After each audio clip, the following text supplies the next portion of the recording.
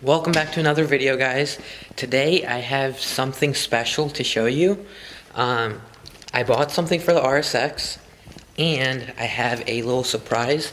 I've been keeping a little secret for the last 6 months, and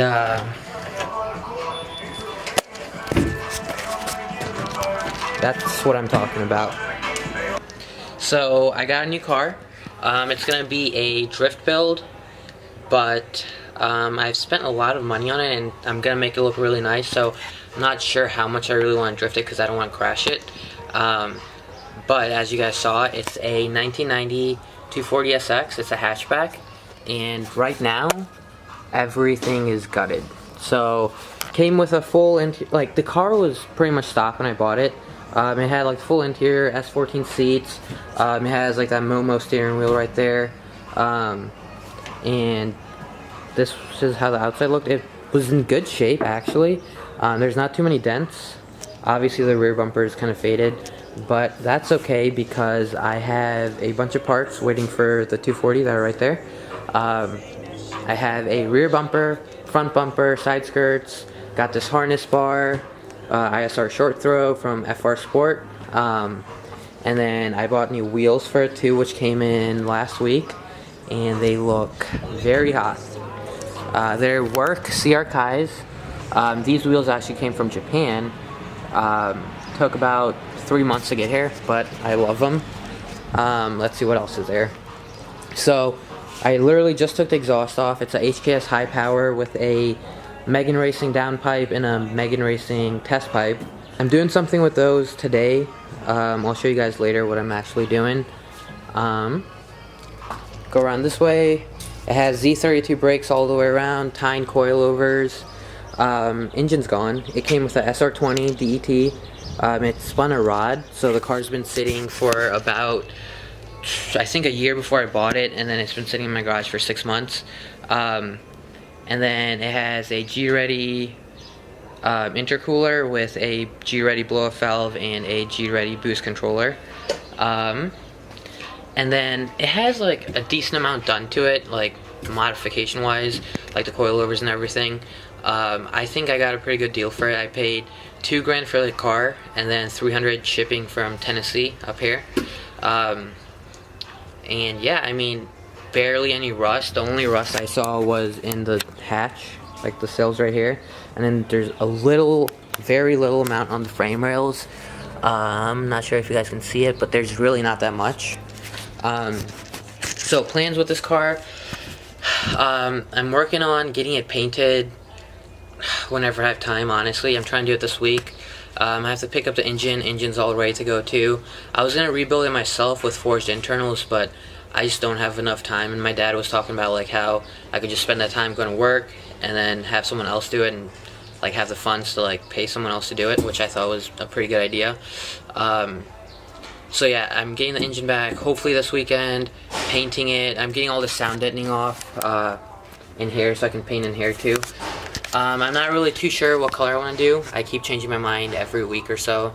Right now I'm thinking of blue, maybe. We'll see. After paint, I'm doing dual calipers in the back, and then slotted and drilled rotors with brake pads, and then I'm buying seats, which is why I got this harness bar, so I could get harnesses in, and then I also have seating brackets. I got Wedge Performance, I think, seating brackets. They're pretty nice. And then other than that, car should be done. I'm gonna put the full interior back together. It's sitting in my attic right now, like everything, like all my car parts are like in my attic. Putting the whole interior back together. It's gonna be painted, seats, SR20. It's gonna be pretty solid. I'm super excited. So what I'm doing today is I bought a Skunk 2 catback exhaust for the RSX, which is this right here, and then this is the HKS high power that came up to 240. I just took it off. I'm gonna polish them up and make them look brand new. Obviously this is used, and I mean I could throw it on like this, it'll be fine, you know, but I just can't do it myself, you know. I'm gonna polish it up, make it look nice, look brand new, and then put it on. So what you're gonna need is some sandpaper. I got let's see, I have 400 grit, 600, and then 1500. The store didn't have 2,000, 2,500. So then I ran over to Walmart, got this guy. This has 1,000, 1,500, 2,000, 2,500.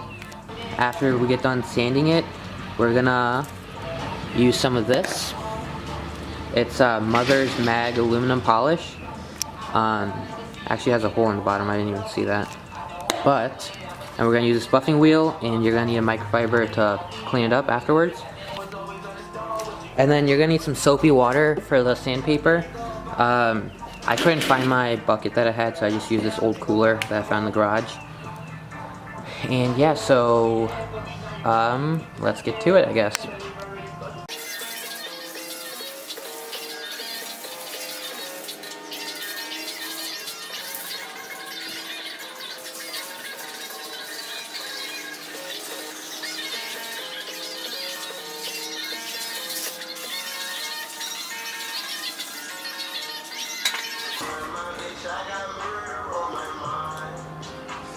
So I just realized I need more sandpaper, so I'm gonna run to Walmart and grab some more. And then I'm gonna grab some finer grit sandpaper, because I'll show you right here. So like right here, it's kind of rusted. I'm gonna try getting like maybe, let's see, 200, 250 grit paper, and do that, and like all these pipes. It's gonna be,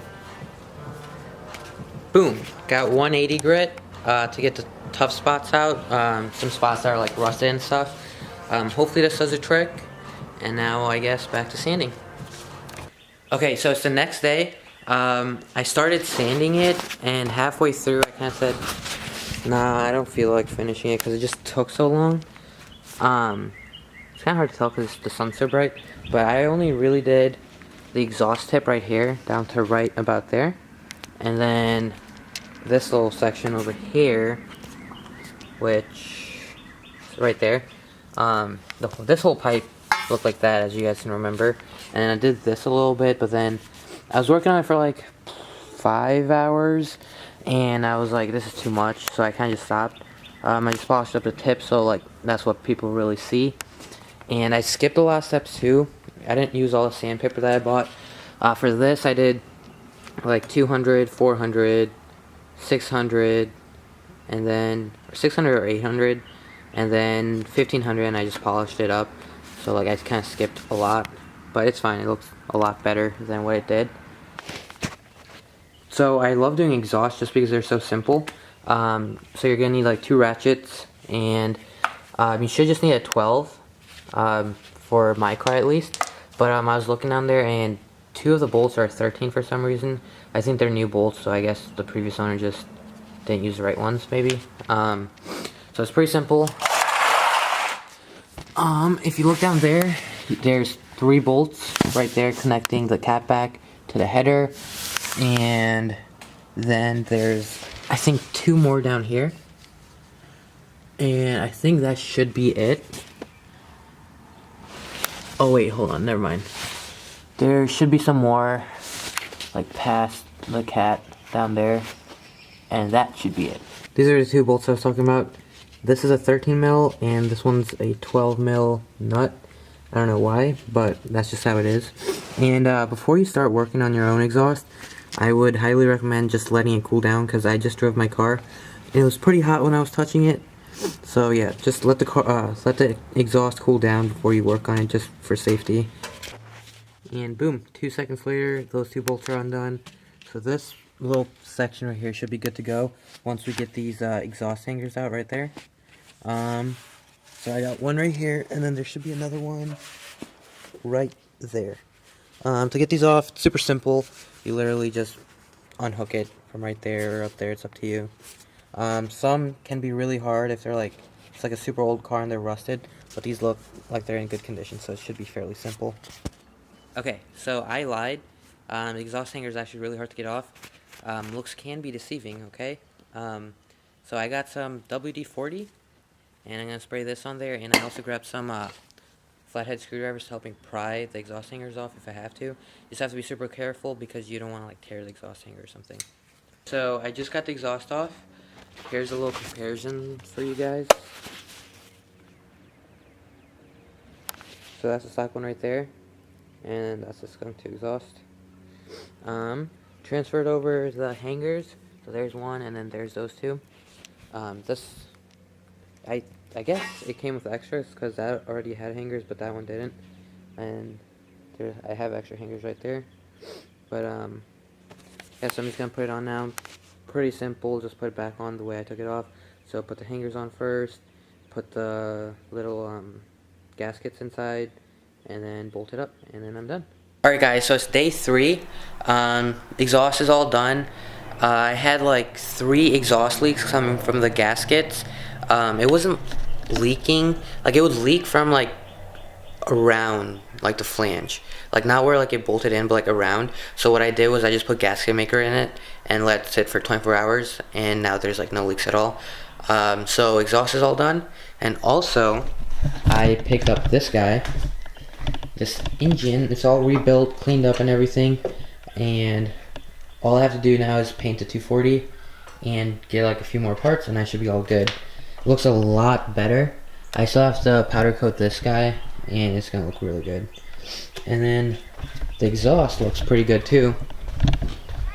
So I had some issues because it would hit the top of the car, so I had to like adjust the bolts and everything and like how tight they were, but now it should be all good. So let's see how this thing sounds.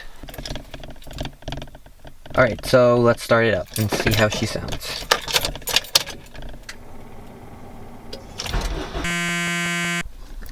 Alright, so I know you guys are going to hate me for this, but I'm actually not going to start the car in this video. I'm going to upload another video, like a sound comparison of stock and with like the skunk to exhaust. And that's gonna be uploaded like right after this video. So if you want to hear how it sounds, you can just click that video and it should be up by now.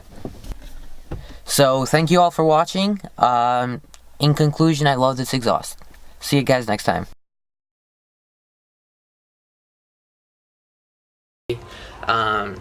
After paint, I'm doing